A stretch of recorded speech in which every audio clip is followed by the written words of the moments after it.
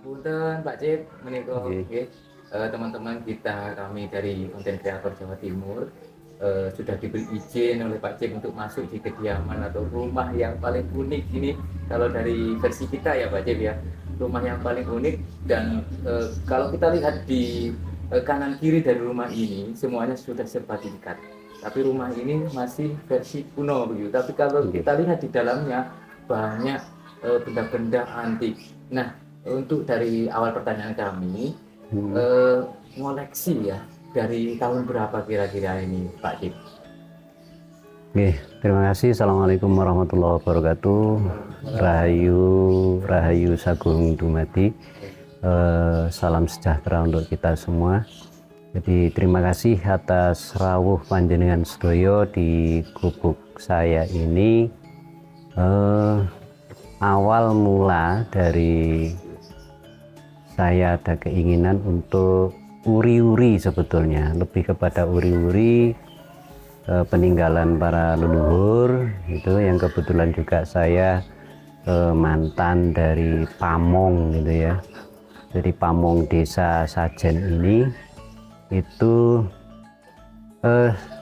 mengalir saja, sebetulnya tidak ada target harus bagaimana enggak. Jadi saya mengalir saja karena keinginan ini sudah lama dan mulai bisa mewujudkan, mengumpulkan peninggalan-peninggalan ini satu persatu dengan dana yang memang seadanya gitu loh. Tadi saya tidak terlalu ongso-ongso atau mengada-ada, terus mengalir gitu. Itu berangkat awalnya dari niatan untuk bagaimana supaya generasi setelah saya itu kenal dan tahu gitu sejarah tentang desanya sendiri, sebetulnya lebih ke sana gitu. Jadi desa tanah kelahiran saya ini adalah desa Sajen, yang desa Sajen itu diambil dari kata dasar sesaji. Sesaji menjadi desa Sajen gitu. Itu artinya bahwa nenek moyang kami, mbah buyut kami itu dulu gemar untuk sesaji gitu. Sehingga masyarakat setempat memberikan nama desa Sajen. Kalau dari sisi sejarah, desa Sajen ini banyak versi, cuman kebetulan yang saya tahu dan kebenarannya juga ya insya Allah tidak terlalu salah gitu ya, insya Allah tidak terlalu salah. Jadi sejarahnya ini berkaitan dengan kebesaran kerajaan Majapahit. Kebetulan saya juga sumbernya dari Ki Adenan. Ki Adenan itu kebetulan juga masih ada hubungan famili dengan kami. Paman saya, adiknya ibu saya itu jejuluk dalang tiban. Jadi Ki Dalang tanpa belajar, tanpa apa gitu ya. Jadi karena memang pekerjaannya sehari-harinya ngerumput, mencari rumput untuk ternaknya gitu. Jadi kadang-kadang dia membuat wayang dari rumput. Terus coba jadikan seperti wayang gitu ya. Terus pada gilirannya beliau ini menjadi Ki Dalang yang terkenal, tapi lebih terkenal sebagai dalang tiban gitu loh. Dalang yang bisa memainkan aneka wayang, wayang golek, wayang kulit, bahkan menyekenario wayang orang itu bisa tanpa belajar. Jadi kebetulan untuk saat ini beliau sabun kabundut. Jadi saya sumber dari sejarah tentang desa Sajen adalah dari beliau salah satunya gitu. Jadi Sajen ini ada satu tempat yang sampai saat ini masih dilestarikan oleh warga sekitar. Namanya tempat ini Njerbeng. Njerbeng itu berada di ibu kota desa, di dusun Sajen, desa Sajen. Tepatnya di atas lapangan olahraga itu ada nama tempat yang disebut dengan Njerbeng. Njerbeng itu dari rangkaian kalimat njejerake raga lan sukma marang zat kang murbeng. Jadi njejerake raga lan sukma marang zat kang murbeng. Artinya suatu tempat yang diyakini, yang ditetapkan oleh nenek moyang kami sebagai tempat untuk bersemedi, untuk menyendiri, untuk kholwat gitu ya. Ketika berbagai masalah yang muncul dalam kehidupan ini, bahkan masyarakat sekampung Desa Sajen ini, ketika ada permasalahan, ada bencana dan lain sebagainya, mereka tokoh-tokoh sepuhnya ini banyak yang masih melestarikan itu. Jadi mereka berkumpul untuk tafakur, untuk mencari isyarah, ibaroh gitu ya di tempat tersebut. Jadi tapi kesan secara zahirnya memang seakan-akan ini adalah budaya-budaya yang non-Islam. Tapi alhamdulillah dengan perkembangan waktu, karena memang nenek moyang kami juga Hindu gitu ya, di Jawa Tulen, jadi belum Muslim, tapi alhamdulillah saat ini walaupun tetap kita berada di tempat itu, tapi isinya adalah wasilah-wasilah gitu. Ya gimana ya, jadi kalau pada generasi sampai di saya ini bisanya hanya uri-uri supaya anak turun kami tidak sampai buta akan sejarah desanya, tidak sampai tidak kenal dengan nenek moyang mereka, tidak sampai tidak kenal dengan mbah buyut mereka. Lebih ke sana sebetulnya. Kalau perwujudan di rumah saya ini adalah ya bentuk-bentuk supaya mereka juga tahu gitu loh. Oh dulu pernah ada alat untuk ginang yang saat ini diganti dengan pasta gigi gitu ya. Jadi macam-macam lah gitu loh. Oh ini bentuk meja mebler zaman dulu gitu loh. Lebih kepada edukasi gitu terhadap anak-anak saya utamanya, ya anak-anak cucu nantilah harapannya gitu. Di sisi lain, nyuwun sewu, saya juga tidak hanya mengumpulkan begitu saja. Kalau ada dulur-dulur yang mengkehendaki dan cocok, ya monggo gitu ya. Jadi ada jual belinya gitu. Jadi tidak murni saya ini mengumpulkan barang antikan saja, tidak gitu ya. Jadi saya lebih melihat nilai plusnya gitu loh. Saya kepingin membuktikan kepada generasi penerus bahwa barang kuno itu pun juga tidak kalah elegannya dengan barang-barang saat ini gitu loh.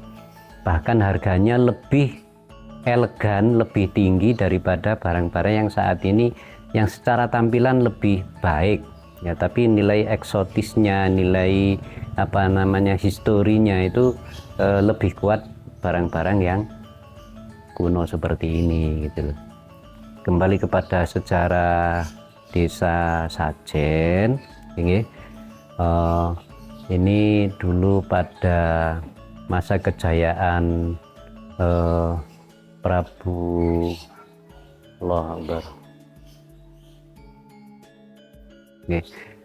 ini mempunyai putri yang bernama Putri Ganggadara.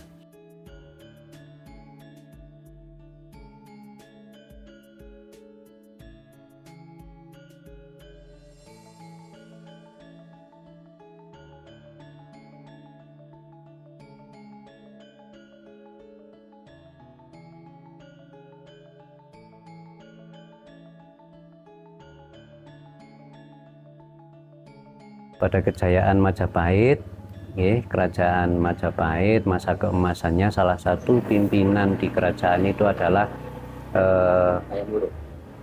Hayam Wuruk. Adipatinya adalah Prabu Anumakerta. Prabu Anumakerta ini mempunyai banyak putra putri, yang kebetulan salah satu dari putri beliau ada yang sakit ya, karena bertahun-tahun, berhari-hari, berbulan-bulan, bertahun-tahun tidak kunjung sembuh. Jadi para ahli penyembuhan, pengobatan di kerajaan tidak ada yang mampu, akhirnya dilaksanakanlah sayembara. Itu Jadi dilaksanakan sayembara, barang siapa penduduk Nuswantara Majapahit yang bisa menyembuhkan putri saya akan dikasih hadiah gitu. Jadi hadiah itu ada yang berupa bumi petak yang saat ini menjadi desa petak, ada yang akan dipersunting sebagai anak angkat dan dipersunting sebagai menantu. Jadi di woro-woro kerajaan Majapahit. Kebetulan di salah satu kasepuan di kerajaan itu ada yang menerima isyarah gitu. Jadi ternyata obat dari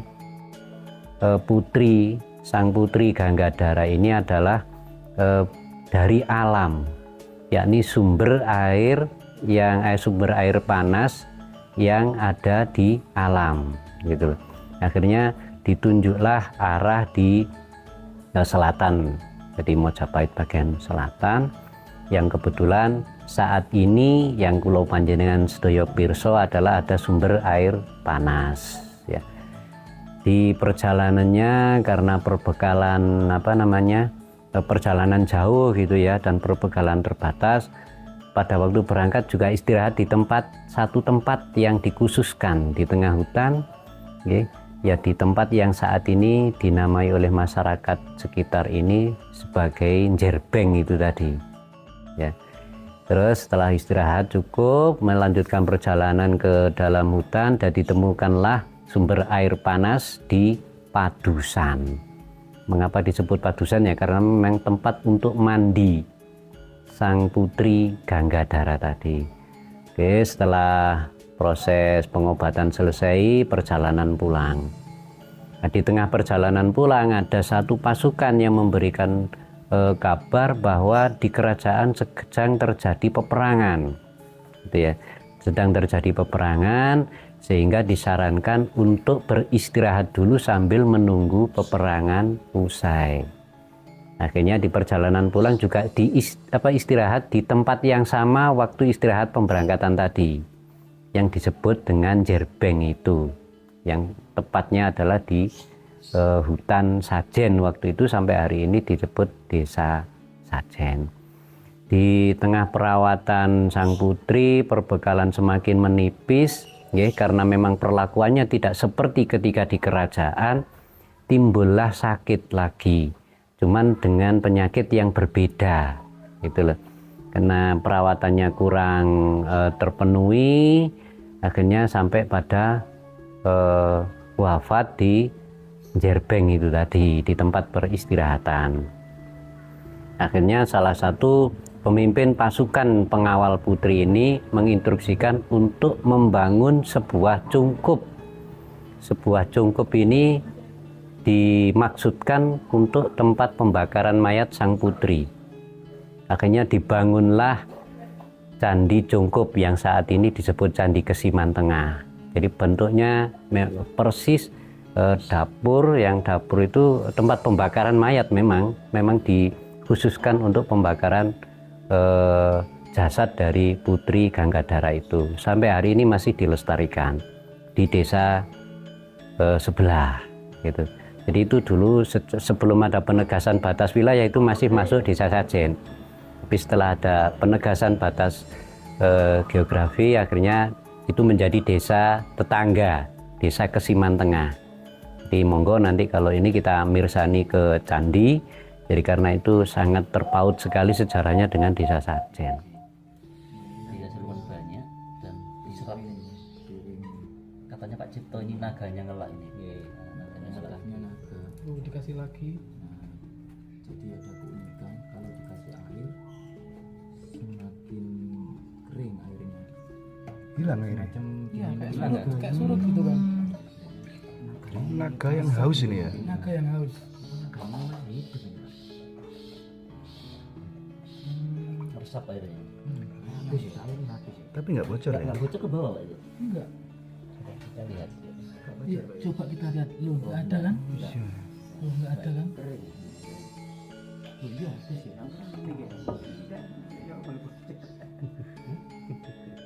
Nah, barangkali ada retak-retakan, cuma kok nggak bocor gitu. Ada kan. Ada.